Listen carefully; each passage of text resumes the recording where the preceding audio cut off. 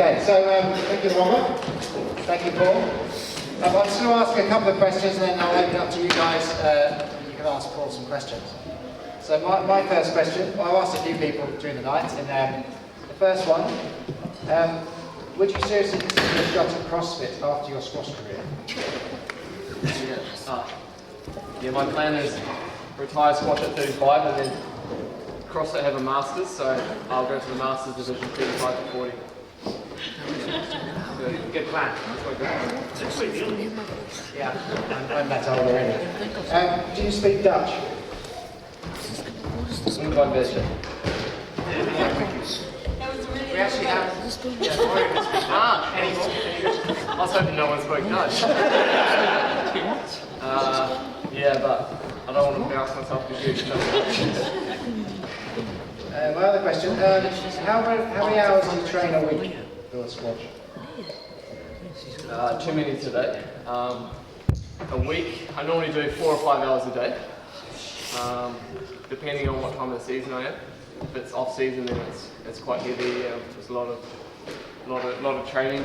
And during the season, it depends what tournaments I've got. This season I actually struggled because I was probably overtraining a bit too much because I was making the later rounds of tournaments, and it becomes quite long. Like US Open is like, it took me like 8 or 9 days to play that because I made the semi-final and so many rest days. So it's actually quite, I have to just be careful because mentally it gets very tiring. So like that one, I had 1 day rest and then did 2 sessions the next day, but that was too much because I suffered for it the next tournament. I wasn't fresh going in, so that's something that I've learned and had to monitor to not train too much, especially when I'm making the later rounds of the tournaments. But yeah, off season probably 5 hours and then stretching outside that. That's impressive. So I've been watching a few of his matches at PSA TV. Have you got a plan of trying to reduce the length of your matches? Because you tend to have extremely long matches. No, my plan is just to get fitter, so that the long match doesn't feel so long. No, I mean it's very tough to get those 2 hours off.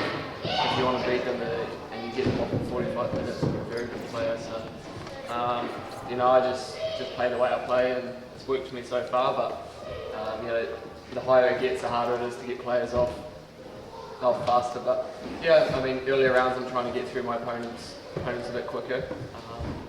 So I feel like I've done that this season. You know, a few like 30-minute games in the first couple of rounds, which keeps me fresh for later rounds. But then my British Open draw, I had number 12 in the world, number 14 in the world played. You know, number 10 in the world. So it's pretty hard to get those guys off in under 45 hour matches. So it's really strong these days, the tour, and to sort of reduce the match time, it doesn't get easier. Thank you very much. Last question for me, then I'll open up to everyone else. How important is it, do you think, to have an interest outside of squash in your downtime? Yeah, it's very important. You know, most of my focus is still on squash. You know, I've got a few hobbies and projects that I'm trying to do, but it requires a lot of sort of mental strength, and a lot of days that I just don't have any energy at all to do anything but train. So it's very important. But again, you've got to manage, and my full focus is on squash. And then when I can, or when I've got energy, you know, I'll do the other things. But quite often that I'll spend just 2-3 hours on the couch because I'm that tired from training, and it's just I don't have any energy to do anything else really. Okay, thank you, Paul. Has anybody else got any questions from the stand? What do you do when you don't make the whips, Paul? I used to argue a lot, but then I would get too angry and it would affect my squash. So we have the review system now on Squash TV, which is really good because you know, if you think you're right, you can review it and then you can see yourself and you can see that you're actually wrong. So which is quite good sometimes. Stops a lot of arguing, but for me, I just try to accept the call and move on because if I argue, then it tends to not go too well for me. I get too tense and my squash goes downhill. Any other questions? Are you married with children? Not married, no children. I have a girlfriend. We're just together, but not married. Asking for a reason. Everybody's a champion. Who's your bogey player? this season I struggled a lot with Ali, although I feel like the last 2 matches we had I sort of worked him out a bit, but he was one player that managed to get me off pretty quickly, like 3-love a couple of times, probably 4 times this season, which hurt quite a lot. I never could really get into the match, but I feel like the last 2 matches I sort of worked it out a bit more, and we had some real battles and I got real close. So Gregory Gaultier was another one. He's very tough, although he's out at the moment. I struggled a lot with him as well. When he was at his top, when he's on, he's probably one of the best players I've come across, I think. Paul, when you were younger, did you play any other sports apart from squash, and at what age did you decide, right, I'm going to do this correct? Yeah, I played a lot of sports. Played rugby and league and hockey. I played rugby and hockey until I was about 15, but then got selected for the New Zealand development team, and my training kicked up for squash and playing rugby and stuff. I was getting bruises and knocks, and it just wasn't. I just decided since I got picked for New Zealand I was going to give that my all and just focus on that. So at the age of 15 I was playing hockey, rugby and squash, and then I just quit the rest and played squash. What, so from about 15 you decided I'd you say wanted to be a professional squash player? End of year 10 in high school. I think so, which is 15, 14, 15? Yeah, so around there.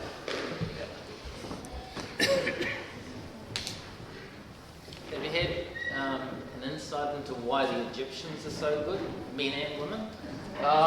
It's just the sheer numbers. You go to Egypt. I played the Egyptian league this year, and you got honestly you'd have 100 juniors just walking around the club watching the likes of Shabagi, Ali, Tarek, top 3 in the world training there regularly. They just get to see that. They get to see that so regularly that they're exposed to that at a young age. It's a bit like us in rugby. They're superstars there. They're recognised in restaurants and everything. They're really famous there. But it's a bit like rugby is for us. It's a bit of a culture thing. You'll be quite famous out in Egypt as well then. I actually got recognised in the airport just randomly by a guy. It's the first time it's ever happened to me. It's my second favourite country now. No, definitely not. Are you a selfie taker? Not really, no. Are you on a lot of social media? There's some social media. You can go down. Facebook, Insta? Yeah, I'm on all of it, yeah. We'll be later on anyway.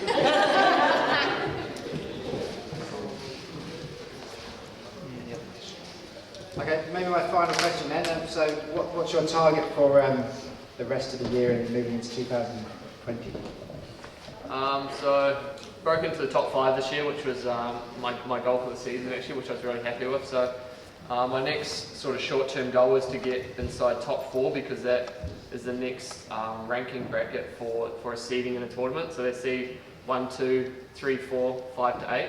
So technically between 5 and 8 there's no real difference because they draw it out of the hat. So if I can get into the top 4 then my draws will get easier. But yeah, so that sort of, it goes, just taking it 4 is the next step. It's only 2 spots, but it's hard to move up there. So that's sort of my next short-term goal for the season. And then once I can do that, then I'll start focusing on the next goals. Okay, thank you very much. Can you give us a big round of applause?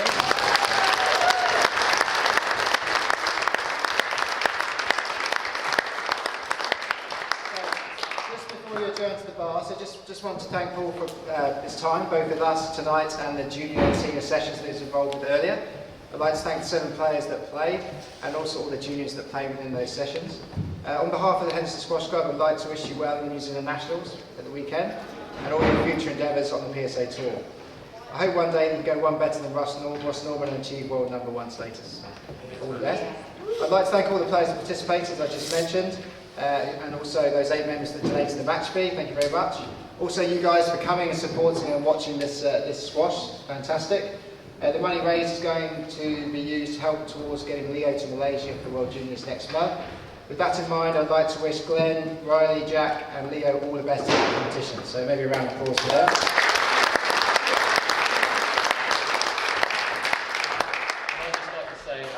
Heading with the junior guys today, it's really good to see such top level juniors coming through. I don't see you guys much, and Leo and Upper, I've had a few before, and the amount you've improved is really good. So just like to wish you luck in Malaysia, and keep training hard and keep getting it.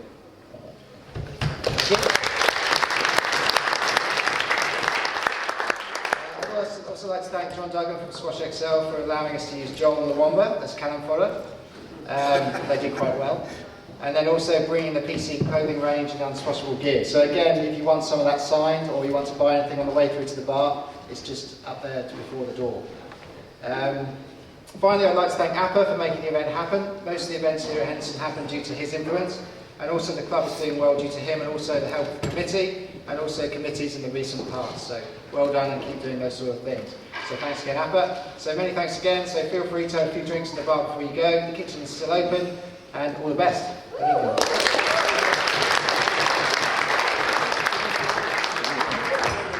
Please like these videos and subscribe to our YouTube channel. Follow Squash XL on social media. Come to one of the camps at XL or contact us for remote fitness coaching.